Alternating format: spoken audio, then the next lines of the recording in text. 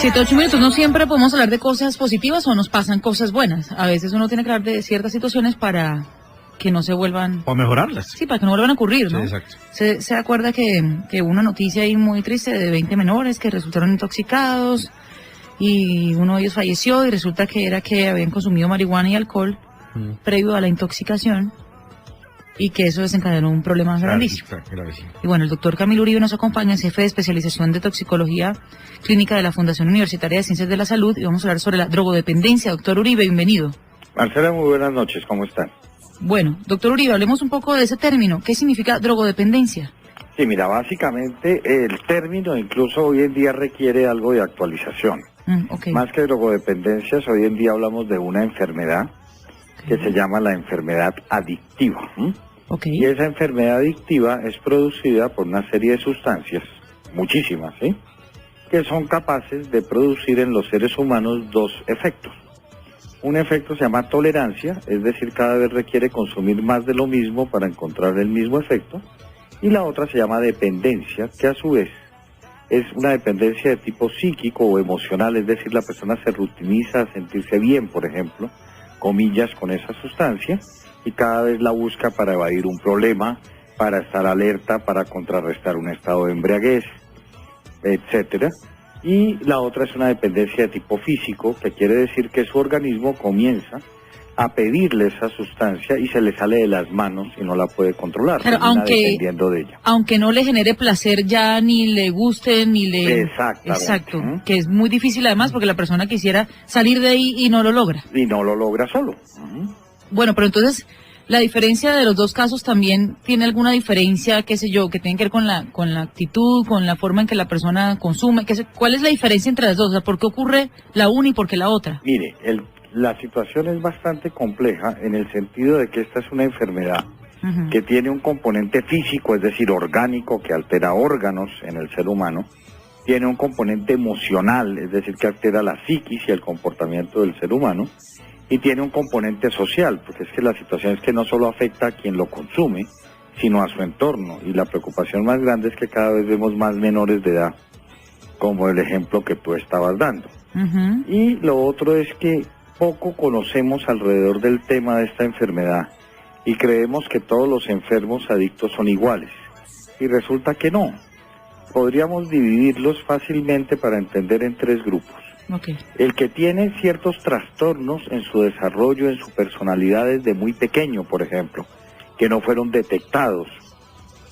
Muchas veces del niño desde que está en kinder o en primero, comienza a desertar del colegio, a ser mal estudiante, a no tener capacidad de aprendizaje, y eso se deja pasar. Y eso favorece, ese tipo de trastornos favorecen que cuando tocan una sustancia de estas, donde lamentablemente hay grupos de presión, hay microtráfico en los colegios, etcétera, se corren mayor riesgo de desencadenar la enfermedad.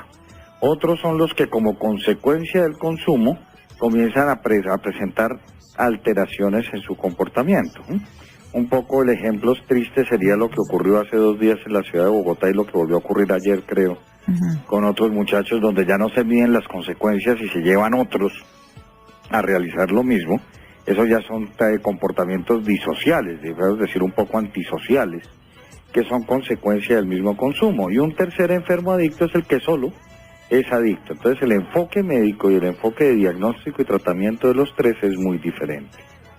Doctor, ¿esto es algo que normalmente ocurre o es que se puso de moda porque salió en los noticieros, entonces empiezan a conectar con otros casos de otras ciudades, como que los periodistas se encargan como de ponerlo de moda, o normalmente esto es algo que ocurre en la juventud?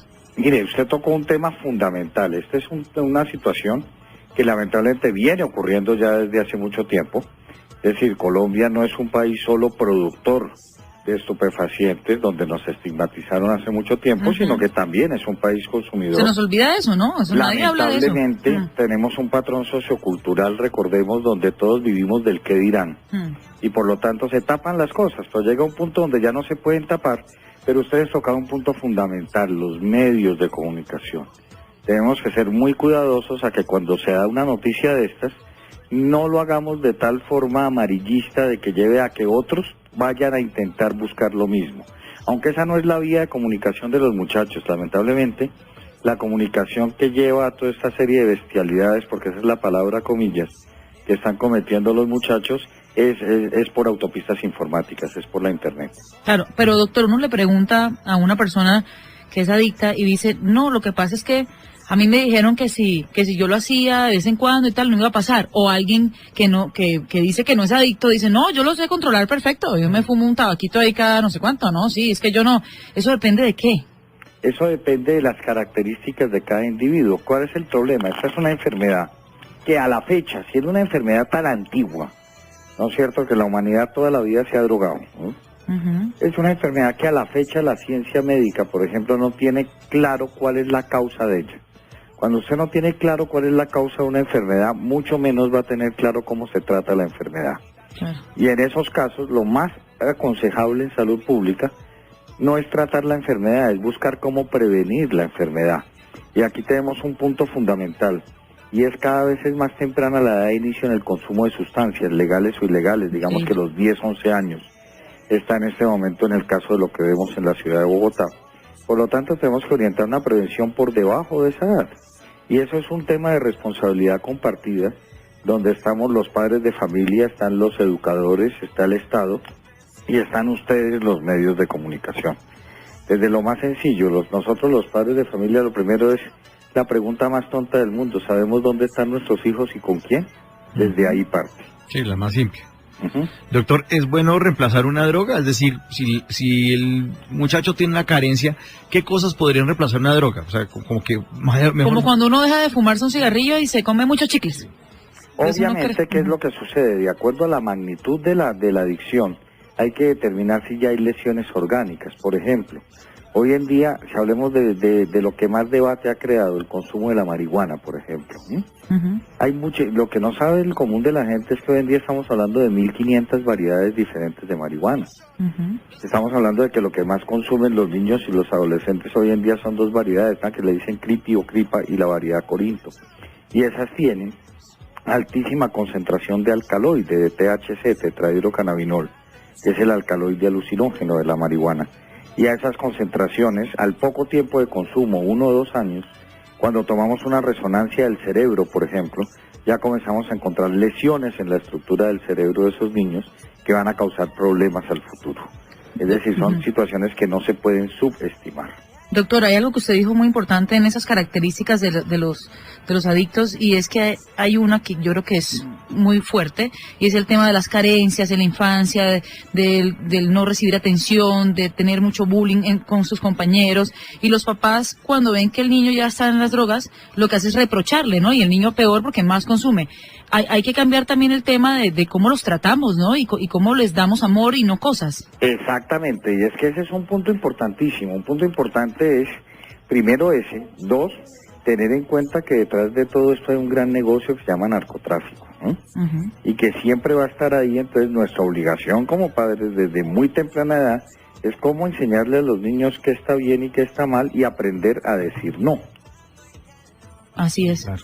Pues doctor, estas charlas son muy importantes y nos podemos quedar aquí toda la noche, pero lo que queríamos realmente era conversar con usted para abrirle un poco los ojos, sobre todo a los padres de familia, y para contarle a los oyentes que tenemos que educarnos más en este tema, porque es muy importante que ayudemos a que nuestros niños no se conviertan en adultos que después no puedan controlar todo esto y se conviertan en una enfermedad y ya no haya cómo hacer nada.